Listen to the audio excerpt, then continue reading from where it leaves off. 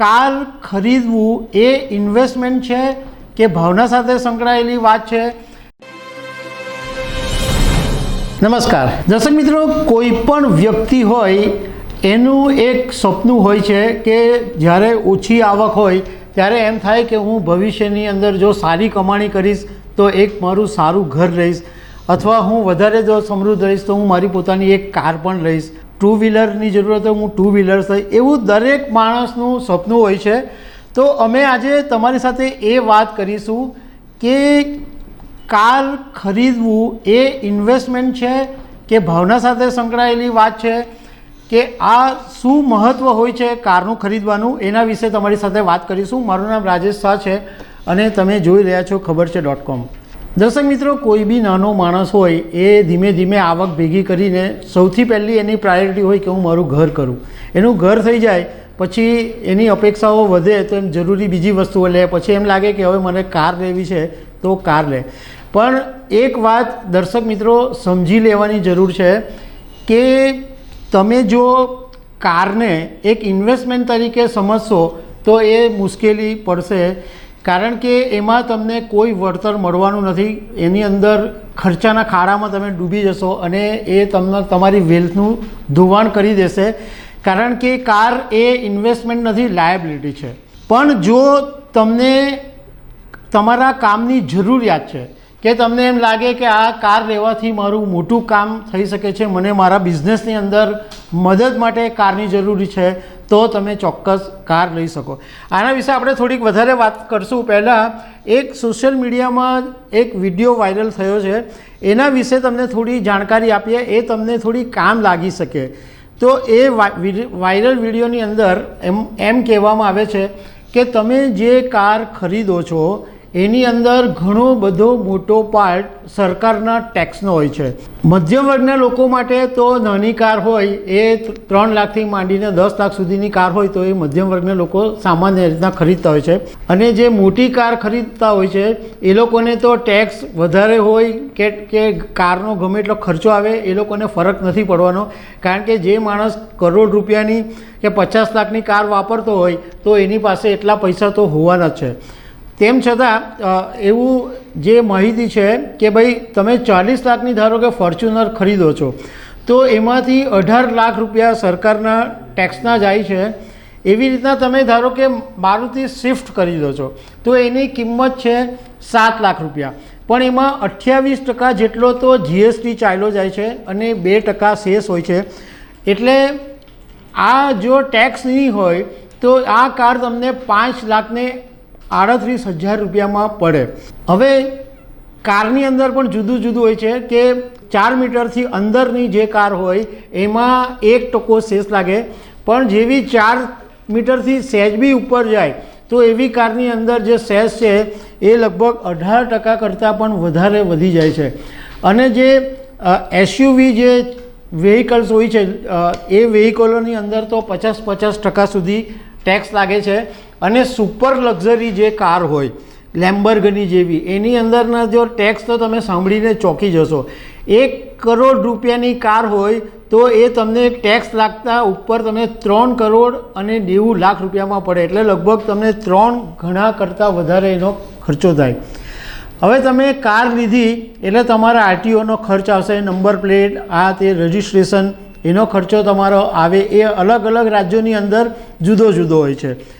એ પછી તમારે ઇન્સ્યોરન્સ કરાવવું હોય તો ઇન્સ્યોરન્સમાં બી બધા રાજ્યોની અંદર જુદી જુદી રીતના હોય છે.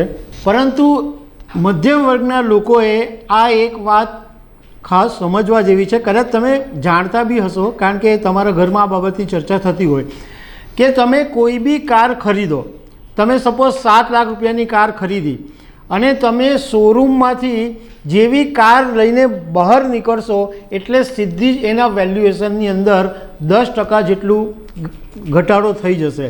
મોટે ભાગે તમે 4 થી 5 વર્ષ જો કાર ચલાવો તો એનું ડેપ્રિસિએશન એટલું બધું આવે કે એની વેલ્યુ તમારી ઘટી જાય.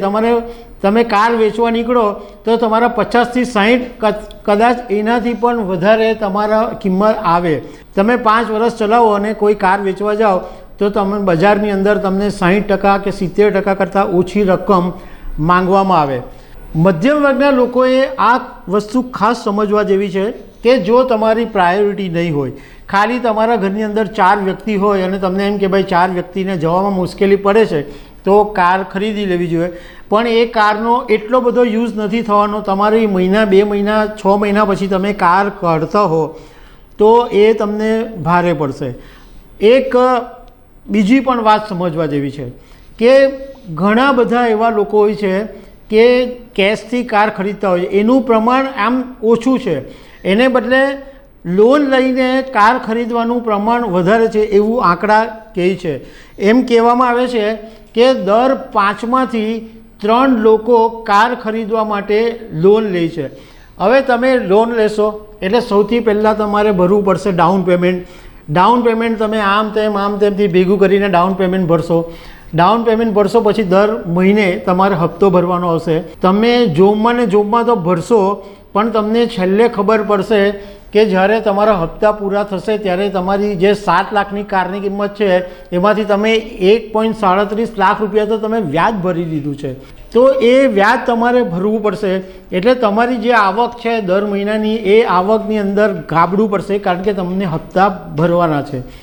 બીજું કે એક રિપોર્ટની અંદર એવું કહેવામાં આવે છે કે એક એવરેજ માણસ 35 કિલોમીટર ગાડી ફેરવે છે, એટલે તમારો મહિનો એ મિનિમમ 5 થી 6 હજાર રૂપિયાનો તમારો પેટ્રોલનો ખર્ચો આવશે. એટલે તમે કાર તો લઈ લીધી, પરંતુ આ બધી વસ્તુનું તમારે ધ્યાન રાખવું પડશે કે તમારે EMI ભરવાનો છે, તમારે પેટ્રોલનું છે, તમને બીજા કોઈ તમારા મેન્ટેનન્સ છે કે કારના એના ખર્ચા, ભલે તમે ઇન્સ્યોરન્સ પણ લીધો હોય પણ અમુક તમારા મેન્ટેનન્સના ખર્ચા તમને કરવા પડશે. તો આ બધું વસ્તુનું તમારે ધ્યાન રાખવું પડશે. અને તમે એક વસ્તુ એ પણ ધ્યાન રાખો કે પેટ્રોલના ભાવો એટલા બધા વધ્યા છે. 2016ની અંદર જ્યારે 65 રૂપિયા લીટર પેટ્રોલ મળતું હતું, આજે 2023ની અંદર 100 રૂપિયાની ઉપર પેટ્રોલ મળે છે. અને ભવિષ્યમાં પણ પેટ્રોલ મોંઘું થાય તો તમારા બજેટ ઉપર મોટો કાપ મુકાશે. એટલે દર્શક મિત્રો, આ જે વાત શેર કરવાનો આશય એટલો છે કે દરેક ઘરની અંદર, સપોઝ મારા ઘરની અંદર છે તો મારા ઘરની અંદર પણ આ બાબતની ચર્ચા થાય છે કે ભાઈ આપણે કાર ખરીદવી જોઈએ કે નહીં ખરીદવી જોઈએ. કારણ કે સામાન્ય માણસ, મધ્યમ વર્ગના લોકોની બીજી ઘણી બધી પ્રાયોરિટી હોય છે.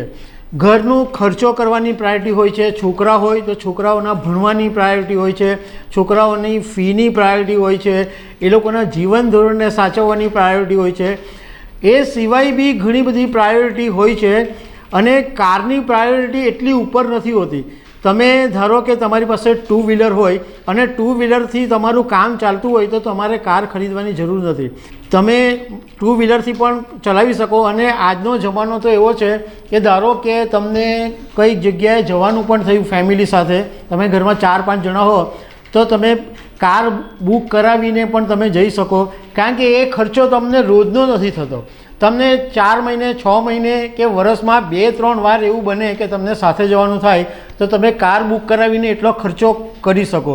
તો એના માટે તમારે આટલું મોટું ઇન્વેસ્ટમેન્ટ કરવાનું કે આટલા બધા રૂપિયા રોકવાની જરૂર પણ નથી. હા, ફરીથી એક વખત કહીએ કે જો તમને બિઝનેસમાં જરૂર પડતી હોય, તમારે દૂર સુધી જવાનું હોય અને એ કારમાં રૂપિયાના રોકાણથી તમારા બિઝનેસ વધારે જનરેટ થતો હોય તો ચોક્કસ તમારે કાર ખરીદવી જોઈએ. તો દર્શક મિત્રો, આવી અનેક વાતો સાથે અમે તમને મળતા રહીશું. Thank you very much.